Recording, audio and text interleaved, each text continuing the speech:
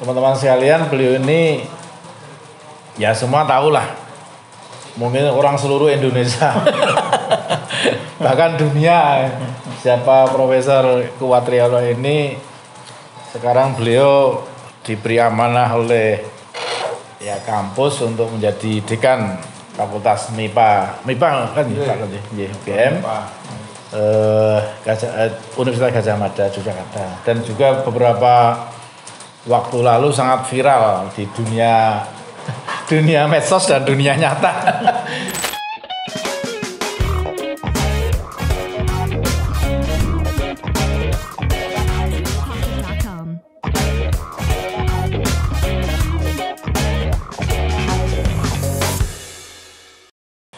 Assalamualaikum warahmatullahi wabarakatuh. Waalaikumsalam warahmatullahi wabarakatuh. Selamat sore, Prof.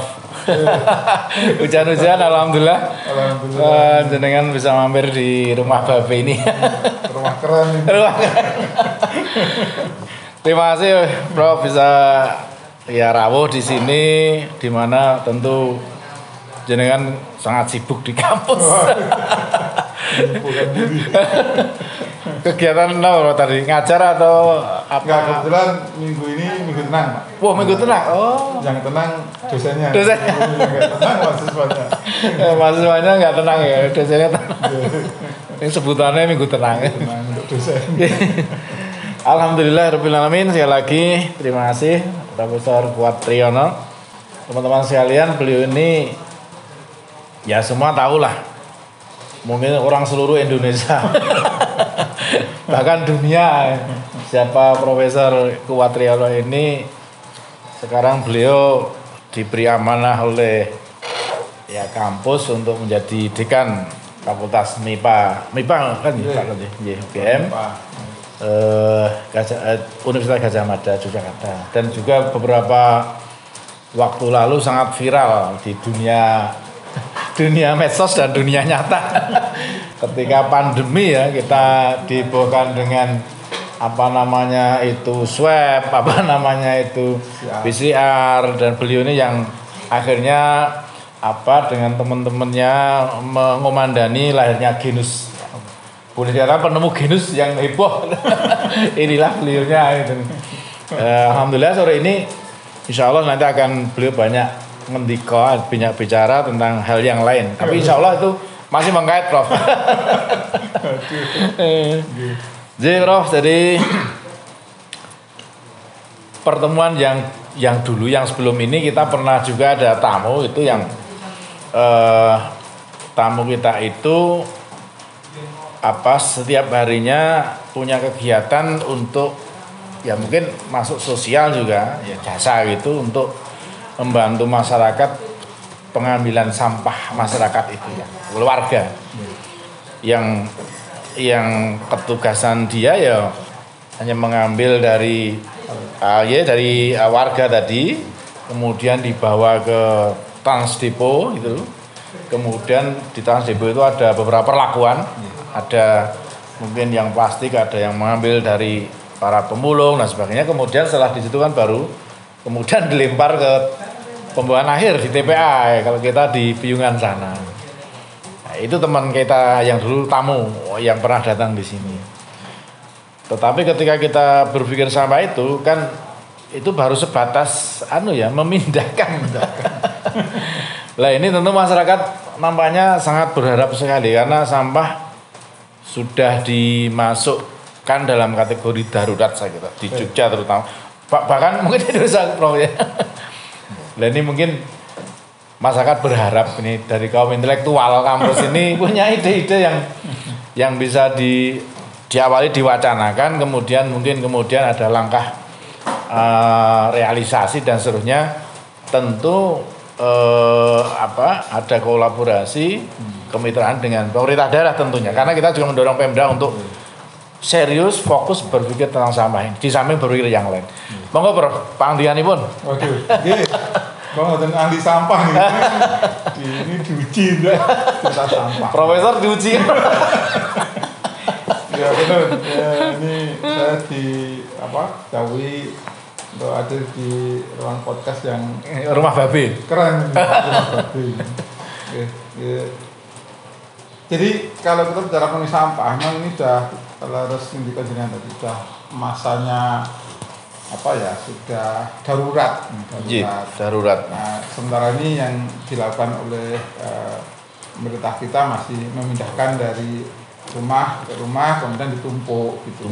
itu menimbulkan, jadi memindah masalah di sini menimbulkan masalah di tempat lain gitu. Nah, sebetulnya sampah ini menurut kami itu bisa selesai kalau masyarakat sendiri itu punya kesadaran tinggi.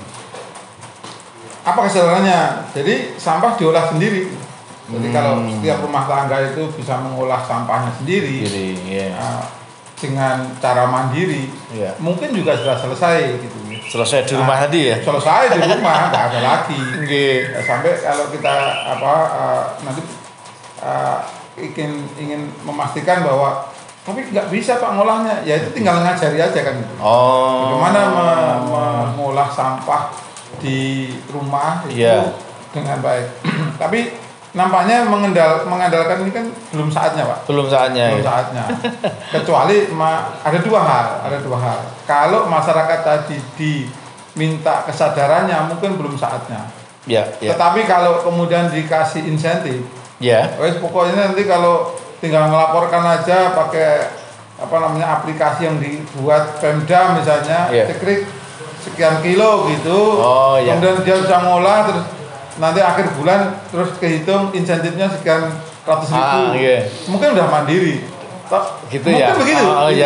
Ada kemungkinan. Tapi itu kayaknya berat untuk Pemda. Iya, sekian warga berat dengan Pemda. Berat. Nah, untuk itu maka kan ada istilahnya tuh stick atau carrot. Stick itu bendungan gitu. Carrot itu ya yang dimakan oleh kelincing apa sebenarnya? Wortel. Istilah itu sering dipakai di beberapa tempat. Mau dikasih carrot tadi insentif, atau dikasih peraturan.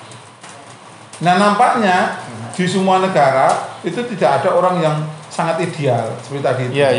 Dengan kesadaran tinggi, kemudian di negara manapun ya. Negara manapun. Maka yang berlaku adalah stick. Kasih peraturan yang kejam. Nah, peraturan yang kejam. Dengan stick ini. Jadi carrot nggak mempan dan itu berat kan? Berat. Bagi Pemda berat. Nah, kemudian dikasih carrot, dikasih stick untuk pokoknya undang-undangnya begini. Seperti ini, kerjakan.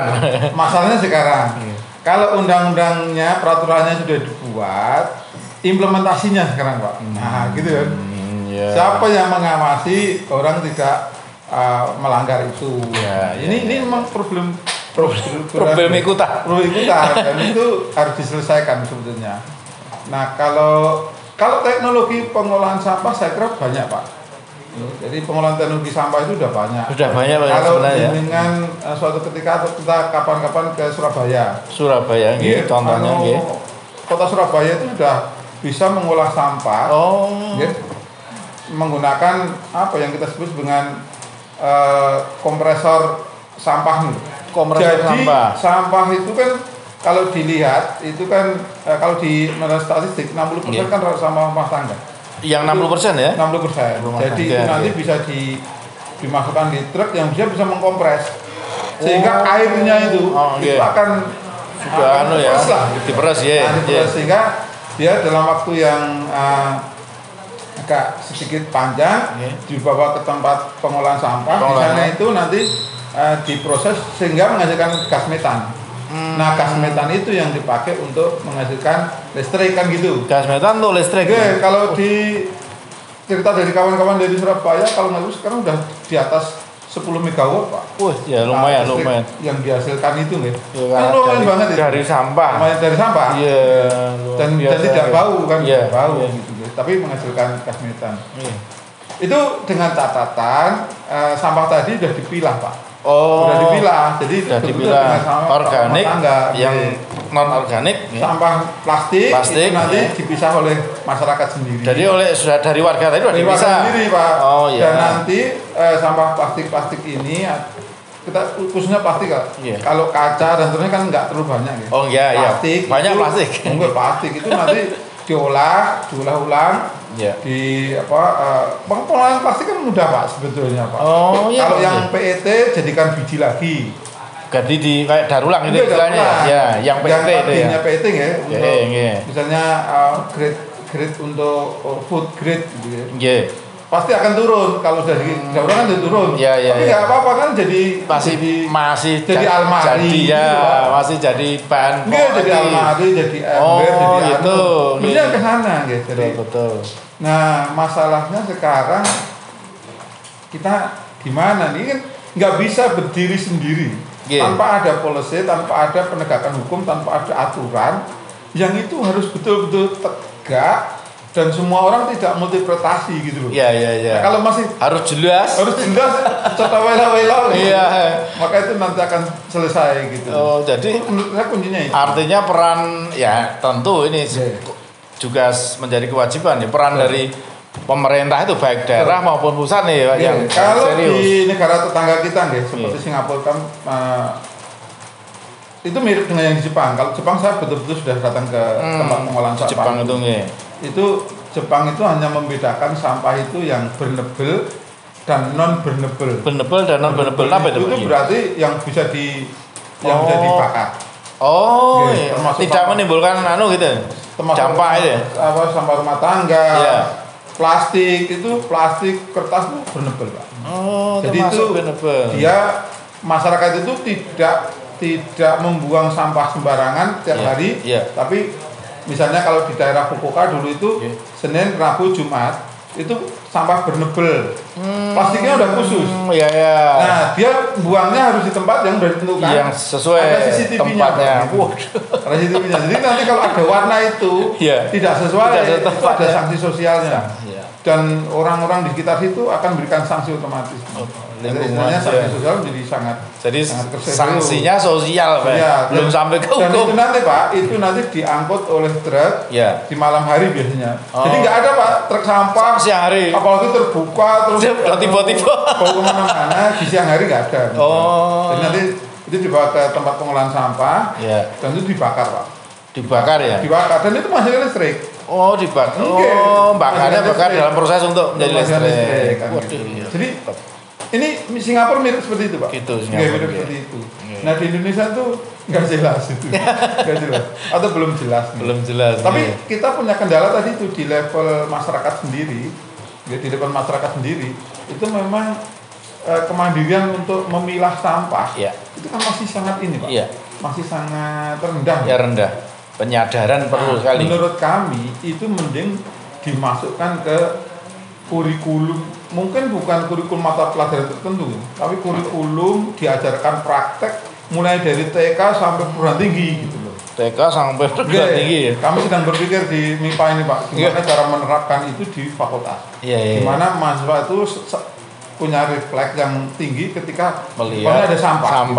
Harus dipungut, taruh di tempat di mana tempatnya. Jadi ada pencucian otak. Pencucian otak itu penting Pak gitu.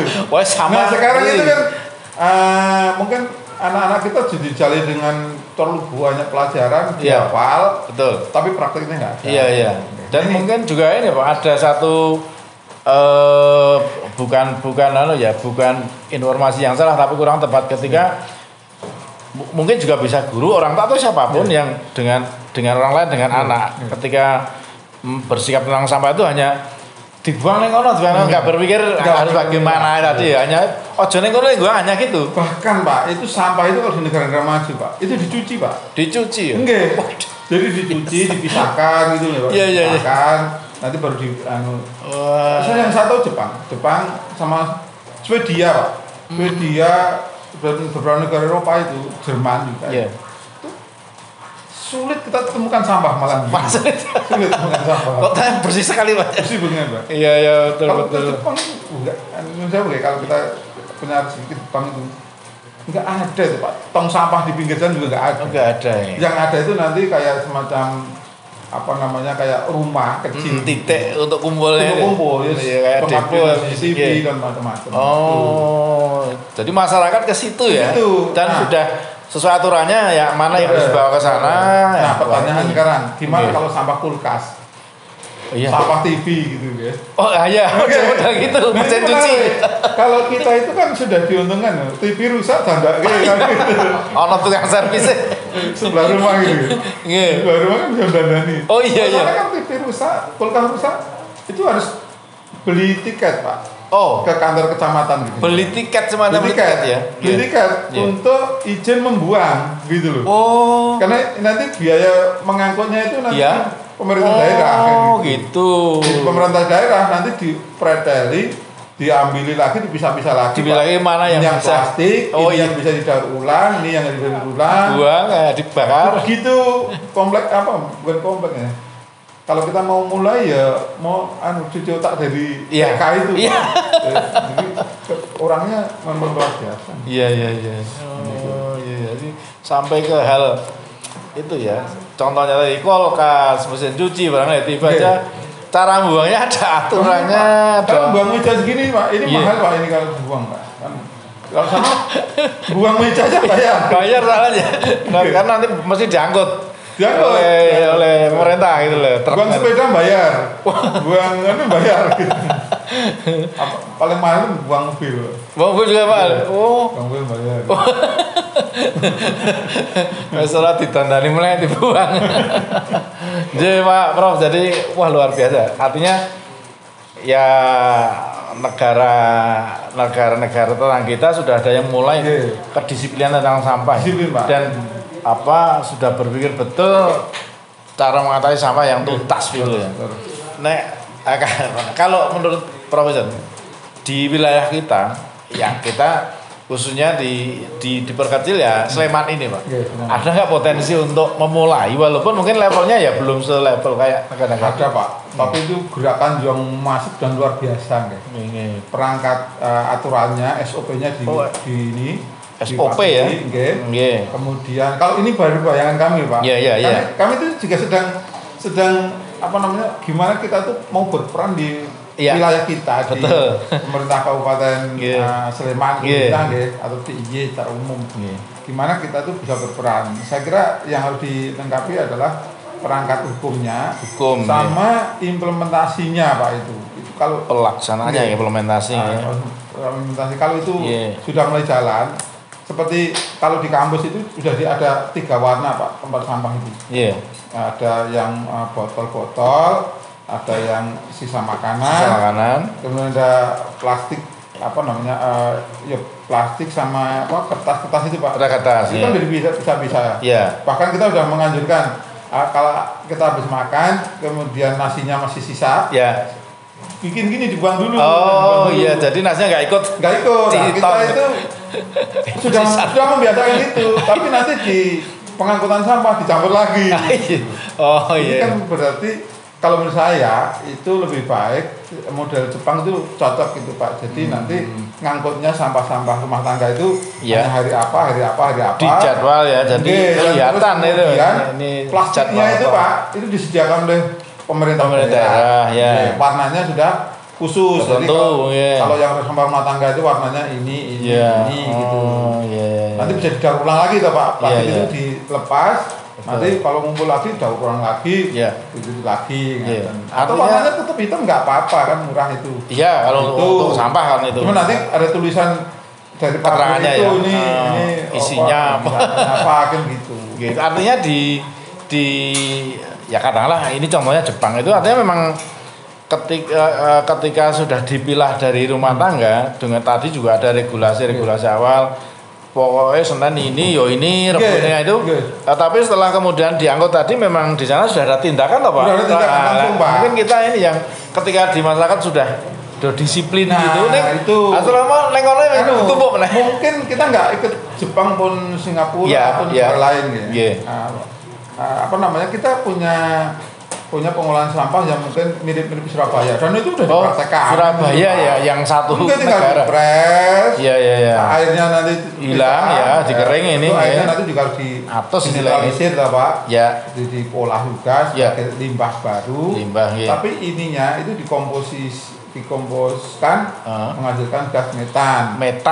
Tapi ini sebenarnya lebih lanjut lagi menjadi kompos beneran kan gitu loh Pak. Ya. Dan komposnya dibeli oleh Pemda kan gitu loh. Ya itu. Dibeli Pemda. Ada sebuah konsekuensi. Untuk subsidi kepada petani-petani bahwa ini untuk pupuk. Sebenarnya satu perputaran yang bagus ya. Jadi sampah kemudian itu Surabaya kreativitas seperti itu kan sebenarnya perlu untuk studi banding. Dari sampah kemudian diperes itu menjadikan metan tadi listrik kemudian sampah pupuk pupuk disubsidikan ke petani. Ini sebenarnya satu itu kan teknologinya nggak terlalu sulit ya Pak, dan itu menghasilkan listrik sampai megawatt itu kan lumayan itu ya betul. Megawatt itu sini aja paling cuma 1000 watt. Berarti itu ada satu tempat khusus Pak ya di Surabaya yang enggak ini di Surabaya. Jadi semua terkumpul di situ karena dia punya berapa ya? Punya puluhan. Titik itu mungkin 30 mungkin sekarang mungkin bisa ratusan. Lebih ya. Diharapkan tidak ada mengangkut sampah yang terlalu heroik gitu loh Pak. Panjang. Jadi dibuat plan yang tidak terlalu besar itu mandiri. Ada yang fokus nanti menghasilkan gas, ada yang tidak fokus hanya sebagai kompos. Sebenarnya kan kalau keperuntukan itu mungkin ya itu utama, tapi yang penting sampah itu bisa selesai kan dari rumah tangga kemudian pindah bisa selesai. Masalah nanti mungkin jadi kompos atau teknologi tadi menjadi metan, gas metan. Udah banyak teknologi. Udah banyak. Dan itu bisa dipelajari nggak kalau sulit namanya. Istilahnya kalau nanti ada barang yang nggak jadi dikompos, bisa kan satunya ada mesin yang kita sendiri bisa buat namanya pirolisis. Mesin pirolisis itu kan nggak sulit Pak. Pirolisis itu kerjanya itu ya sebetulnya membakar membakar, tapi lebih tepatnya sebenarnya seperti insinerator. Jadi nanti bisa menggunakan kayu bakar yang melimpah itu untuk bakar apa yang sampah-sampah yang tidak bisa dikomposis. Dikompos. Jadi apa istilahnya? Jadi debu nggak istilahnya itu, debu yang dipadatkan. Abu. Nanti beberapa tempat itu jadi batako gitu. Jadi itu campuran batako. Bisa itu ada lekatnya ada lem-lemnya itu Pak. Ada banyak begitu ya. Ada juga secara alami petani kita hanya alami. Abu itu kadang campurkan di sawah juga. Ada yang subur kan kalau abunya bahan organik dari apa ya? Ini kalau plastik ya banyak jadi konblok atau jadi plastik. Kandungannya banyak riset itu Pak. Hanya sekarang tinggal memanen misalnya abu ini campur semen jadi konblok dengan kekuatan yang sudah ukur misalnya diuji sudah ada Pak, itu banyak sekali, tinggal panen saja metode ininya bisa jadi konkret untuk tembok dan seterusnya. Kalau misalnya ke depan itu melimpah betul Pak. Nyatanya sekarang saya lihat bangunan yang namanya batu bata mulai tergeser dengan ini yang putih namanya. Ini kan ringan juga Pak. Itu kan ringan, besar ringan. Mungkin ini tambah fiber lah. Betul ya. Perekatnya lebih lekat itu. Barangkali itu bahan-bahannya juga bisa dari itu. Sekarang itu tinggal harus mengurai tidak hanya dari satu sisi, harus dari ujung sampai ujungnya harus terselesaikan. Ini ada yang mandek, ya ini nggak jalan Pak. Betul.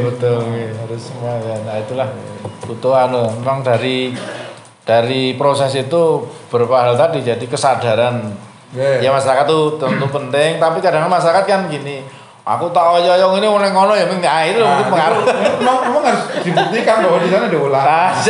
Aku tuh oleh ngono dolan-dolan mungkin. Ini yang beberapa saat yang lalu saya amati di pasar ya Pak. Pasar itu kan orang yang jual sayur-sayur sayur mentah. Sayuran itu kan sering menghasilkan limbah.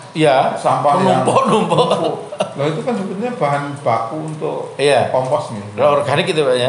Organik ya. Nah sekarang permasalahannya gimana para penjual ini bisa mandiri mengolah sampahnya. Mungkin kalau pakai teknologi macam-macam tidak mungkin. Mungkin nggak ini dikelola di unit-unit di pasar-pasar itu misalnya itu difasilitasi oleh Pemda mesinnya. Misalnya di mesin pencacah semacam pencacah gitu ya Pak. Yang penting dicacah itu. Habis itu dikomposkan kan gitu. Nanti proses pengkomposan kan bisa komunikasi dengan ya misalnya kampus-kampus itu apa bahan-bahannya. Nah, itu banyak kok yang penelitian itu udah banyak sekali. Tidak terlalu sulit kan Pak ya itu. Malah jenengan kalau perisa apa magot ya. Magot ya. Magot itu kan kan oh iya dari dan itu banyak yang butuh kalau bisa. Apa namanya punya ikan di kolam ya. Wah itu protein tinggi kan ya. Iya itu malah banyak yang budidayakan. Oh iya dari itu sebenarnya dari sampah ini. Sama itu Pak. Oh bahkan hanya dibiarkan aja keluar market Pak. Iya iya. Nah sekarang tinggal kita itu mau atau enggak. Iya. Tapi ada pepatah gini, kalau kita ada kemauan, itu ada 1000 jalan. Ada 1000 jalan Pak. Tapi kalau kita sudah nggak ada kemauan, mutung ada 1000 alasan. Sama 1000-nya gitu. Mutung dhisik ya wes ketutup Pak ya. Oh iya. Gitu. Ya artinya memang Pak. Saya kira ini ya seruan ya. Artinya bukan sekedar ini wacana aja tapi mendorong sebenarnya kepada pemerintah ya, minimal setidaknya pemerintah daerah lingkungan itu bahwa monggo sampah ini benar-benar serius sih lah di UGM sendiri itu kayaknya cuma didiskusikan. Terus diskusi ya. Didiskusikan. Lah ini loh Pak. Coba ngajak action bareng gitu loh. Lah itu. Kalau kasihkan anggaran sana berapa gitu, kita sampai mana gitu loh. Nah itu. Jadi kata kalau hanya didiskusikan nggak selesai. Iya. Dan semakin banyak diskusi semakin banyak semakin ada tantangan. Terus semakin ada menemukan kendala, dia nggak jadi, nggak berangkat itu. Iya karena semakin diskusi semakin menemukan nanti gini. Jadi intinya kalau secara teknis mesin teknologi pengkomposan semua sudah ada, tinggal panen saja. Sekarang tinggal ini prosesnya ini yang harus dibenahi, termasuk peraturan-peraturannya, dari sisi sanksi-sanksinya, perangkat hukum tadi ya, untuk menanamkan kedisiplinan warga itu. Artinya untuk membuat ya satu wadah supaya kedisiplinan muncul. Kalau saya punya bayangan kalau kita langsung ke stick ya. Itu juga runyam Pak gitu loh. Gitu ya langsung. Oh, nanti dibuang di pinggir sambil pergi terus dilempar ke pinggir-pinggir jalan. Iya, kalau steak itu. Langsung sekarang ya. Sekarang kan belum terbentuk. Iya. Nah, maksudnya kombinasi. Ya, antara steak dan tadi carrot gitu ya. Iya. Ya, sama steaknya itu dikombinasi aja. Mungkin jalan. Kemudian yang juga menjadi persoalan kan karena ya mungkin ini pengaruh juga ketika bahkan mungkin kalau di persentase cukup tinggi ya karena memang sekarang banyak rumah yang tidak ada tempat membuang sampah secara mandiri. Jadi di jalan tuh sesuatu yang gelundung gitu Pak ini. Ya masalah kita sebetulnya kalau sampah rumah tangganya itu bisa dikelola mandiri pakai namanya ember tumpuk. Iya Pak, ini menarik nggih. Nah, ember tumpuk itu kan teknologi yang sederhana. Kami dulu juga bikin Pak di rumah juga. Iya. Oh iya Pak. Nah, tapi sudah beberapa saat selama Covid kemudian saya pakai eksperimen di depan rumah itu. Oh iya. Iya. Ini kita lepas, mungkin saya akan baru lagi. Jadi itu aneh Pak, memanfaatkan sampah yang rumah tangga ya. Daun-daunan, kemudian sisa makanan masuk situ. Itu jadi di ember yang tumpuk ya, di lubang ya. Pengomposan, yang bawahnya nanti menampung airnya. Yang dari atas itu. Itu nanti jadi pupuk juga Bu. Airnya juga pupuk cair. Terus yang tadi kompos itu ya. Jadi berarti di lubang ya Pak itu. Di lubang Pak, ada kerannya Pak nanti Pak. Dibuat keran. Oh yang cair tadi lewat keran itu ya. Mungkin apa? Kalau sudah ada penelitian Pak yang kalau gini Pak, kalau masyarakat itu mau, UGM itu punya ahli-ahli yang kita bisa undang free. Atau kalau melalui Fakultas MIPA lah istilahnya. Fakultas saya bisa gerakkan dan nanti kami yang tanggung gitu. Asal itu gerakannya masalah gitu. Ini membuat iya betul. Jadi misalnya satu RT, satu kelompok, semua buat itu nanti menguji itu ya. Yang bisa itu sebetulnya TOT Pak. Trainernya itu. Iya. Nah, satu kelurahan itu ada berapa orang di training situ. Jadi TOT nanti untuk pengembangan iya. Wah, itu multi level. Multi level ilmu tapi artinya kemudian sudah satu desa paham betul ya. Menarik kan teman-teman punya banyak yang berkecimpung di persampahan gitu. Tapi ya baru secara skala laboratorium dan belum bisa belum ada yang menggunakan gitu loh. Baru tingkat tes uji ada ya. Makanya kalau nanti Pemda Sleman ngersake kami suplai lah. Wah gitu ya, ada ini ya. Besok kita ahlinya kami suplai. Sesekali pejabat Pemda kita undang juga. Kalau perlu diskusi ya. Diskusi ya, kita temukan dengan MIPA UGM ini. Siap. Kita mendorong aja dari Rumah Babi ini mendorong aja provokasi positif ya. Karena kita dan warga kan keluhan ini sudah terus menerus, Pak. Ya dia mau loh, aku harus buang nih di SP meneh gitu bahasanya gimana ya? Nggak ada tempat untuk membuang, harus dibuang. Kalau loh Pak, sebenarnya kalau ekstrim lagi tuh ya, negara seperti Swedia itu sampai impor sampah. Malah impor sampah. Lihatnya gua enggak, itu membangkit listrik. Untuk listrik itu ya. Untuk mencukupi kebutuhan listrik di negara itu salah sebagiannya dari sampah. Wah, sampai impor. Jadi kan bisa cek di YouTube banyak sekali. Oh, tentang pengolahan Swedia itu. Oh iya. Kata kuncinya kayak Sweden Electricity Waste Management gitu. Manajemen tentang sampah itu ya. Proses gitu. Nanti akan keluar. Wah, berapa banyak mereka impor. Nah, kenapa pemerintah kita belum belajar itu Pak ya, nyontoh Swedia. Ya sebenarnya apa anggaran? Jadi cicilan itu kembali lagi kalau kita ada kemauan, kuncinya kemauan. Kalau kita nggak ada kemauan juga ada alasan. Apa mungkin harus kena dampaknya dulu ya? Ya ini juga kebiasaan kita yang nggak terlalu baik itu baru bergerak ketika menghadapi masalah. Iya kena dampak baru kejedut dulu baru kena. Wes kebatut problem besar. Begini burung anak kendala nggak mau gitu. Ya gitulah, mudah-mudahan harapan kita ya para pejabat kita lah minimal Jawa daerah itu ngopeni seperti itu Pak. Ngopeni hal seperti ini yang kadang mungkin karena kesibukannya terlupakan ya karena ya memang penting. Banyak yang dipikirkan hal yang penting ya karena kaitan dengan masalah itu kan.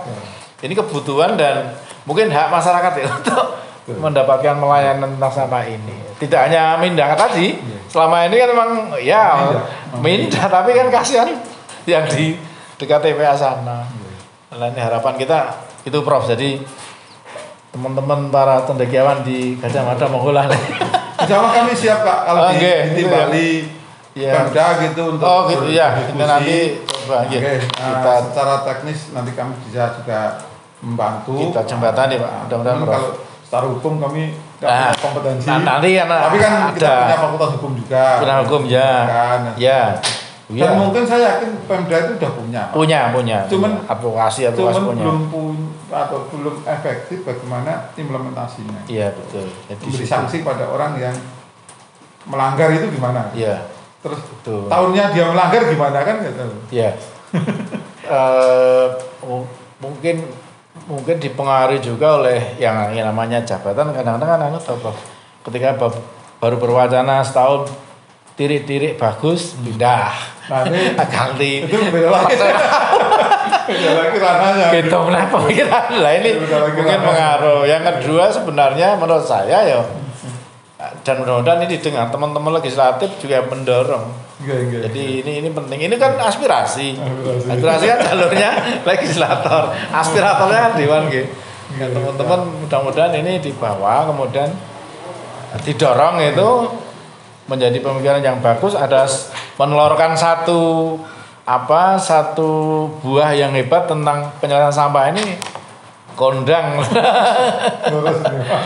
Dan saya kira UGM dalam hal apapun ya, tidak hanya sawah siap toh, Prof. Iya, bisa lah. Kami sudah matur ke Bu Rektor juga yang baru ini. Ya, jadi apapun. Gimana ada problem di wilayah kita kok kita nggak berperan. Cawe-cawe padahal itu warning gitu. Dan itu menjadi ini Pak, menjadi salah satu kayak semacam key performance indicator apa istilahnya itu. Tanda MCK ya, MCK, mandat capaian kinerja.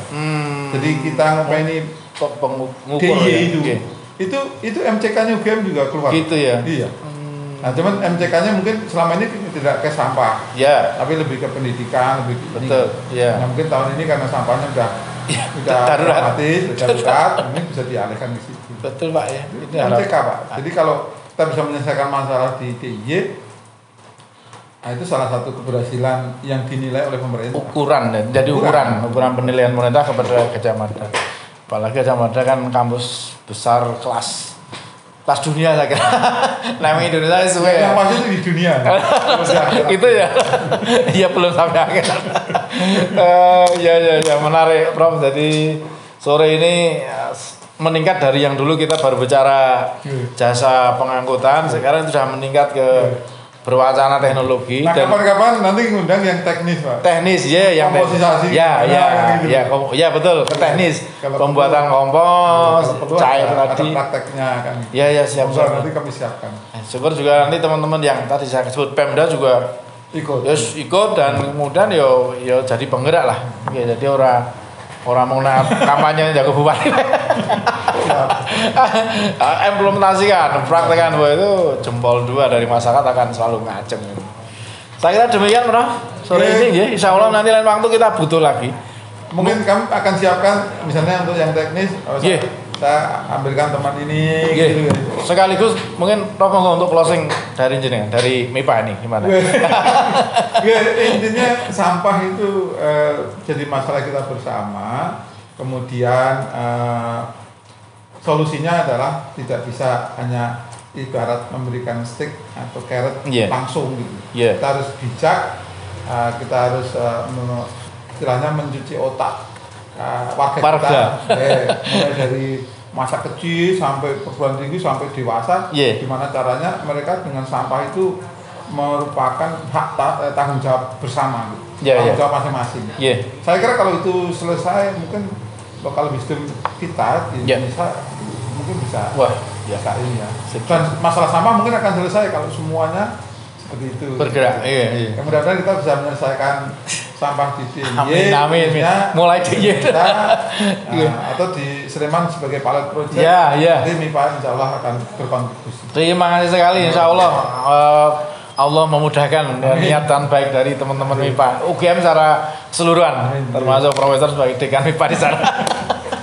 Demikian Prof, matur nuwun saya lagi. Mudah-mudahan ini menjadi kebaikan Profesor Kuat dan nanti lain waktu akan bicara yang lain. Tentu ini insya Allah manfaat bagi kita semua. Demikian pemirsa penonton obrolan kita dengan Profesor Kuat Yono, Dekan Fakultas MIPA Universitas Gadjah Mada. Insya Allah semua yang kita obrolkan, kita diskusikan bermanfaat dan insya Allah ini ada realisasi dari pihak-pihak yang terkait. Untuk itu dari saya sekian dan terima kasih. Saya akhiri. Assalamualaikum warahmatullahi wabarakatuh.